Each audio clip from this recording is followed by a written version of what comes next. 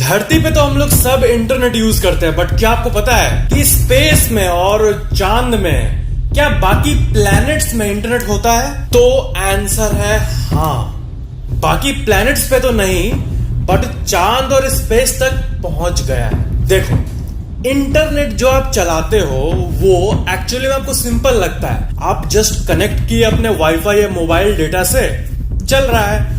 But उसके पीछे जो है, अब अमेरिका में मौजूद जो यूट्यूब का सर्वर है और इंडिया में भी है, इतना दूर कनेक्ट कैसे होता है? आप ये मत समझना कि सिर्फ टावर से कनेक्ट होता है, नहीं, ये पॉसिबल है ही नहीं इतने लार्ज स्केल पे।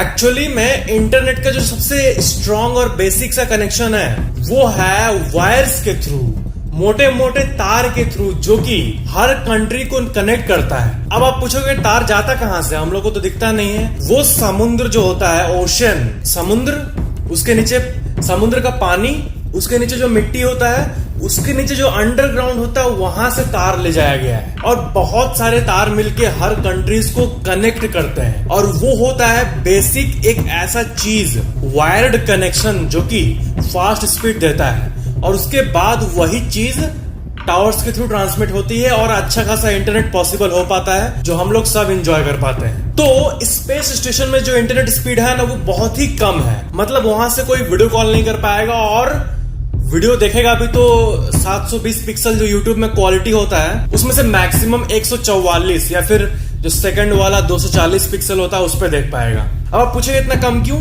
वही चीज की स्पेस, जो सैटेलाइट जो धरती को घूम रही है और उसमें जो एस्ट्रोनॉट्स मौजूद हैं, वहां पे तार थोड़ी जा सकता है, हवा में तार नहीं जा सकता है, वायरलेसली काम चलाना पड़ता है। और आज के दुनिया में भी वायरलेस टेक्नोलॉजी से कितना पॉसिबल हो आप देख लो। 10 Mbps से भी कम होता है इंटरनेशनल स्पेस स्टेशन में। आप जैसे अपने स्क्रीन पर देख सकते हो, कई सारे एस्ट्रोनॉट्स कंप्लेन करते हैं कि नासा का जो स्पेस स्टेशन में जो इंटरनेट स्पीड है वो डायल अप से भी कम है, मतलब पुराने जमाने के इंटरनेट से भी बहुत कम है। और ये तो बात हो गई स्पेस की। और चांद की बात करें तो चांद में एक्चुअली एक गजब सा एक्सपेरिमेंट हुआ।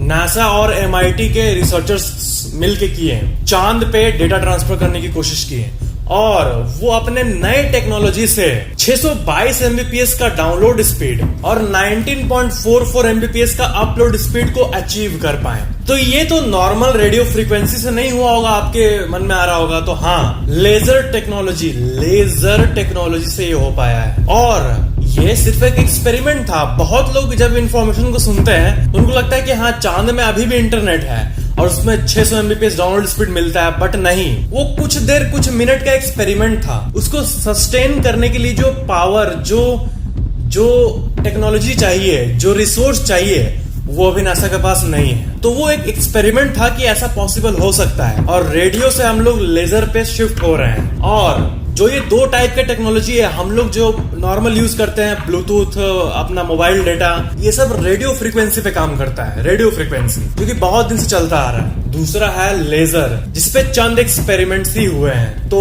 वही, तो रेडियो और लेजर, तो लेजर से ही ये संभव हो पाया है। और फ्यूचर में परमानेंट इंटरनेट और high speed internet space station में भी और चांद में भी और मे भी प्लैनेट्स पे भी उसी से पॉसिबल हो पाएगा, लेजर से, लेजर कम्युनिकेशन टेक्नोलॉजी से। 2025 या 2030 तक इस पे और एक्सपेरिमेंट होगा एंड देन शायद permanent high speed internet possible हो पाए। बट ये तो कंफर्म हो गया है कि चांद पे अगर रिसोर्स को फुल्ली यूज किया जाए तो 622 Mbps तक का डाउनलोड स्पीड मिल सकता है, जो कि एवरेज हम लोग जो यूज करते हैं उससे करीब 50 गुना ज्यादा है। जो आपके टिपिकल मोबाइल डेटा की स्पीड की बात करें तो उससे 50 गुना ज्यादा डायरेक्ट चांद पे पॉसिबल है। अब सस्टेन हो पाएगा नहीं हो पाएगा उसके लिए फ्यूचर का टेक्नोलॉजी ही बताएगा, but yes, it's possible. Video को लाइक, शेयर, कमेंट जरूर करना और चैनल को सब्सक्राइब करके बेल आइकन जरूर ऑन कर लेना।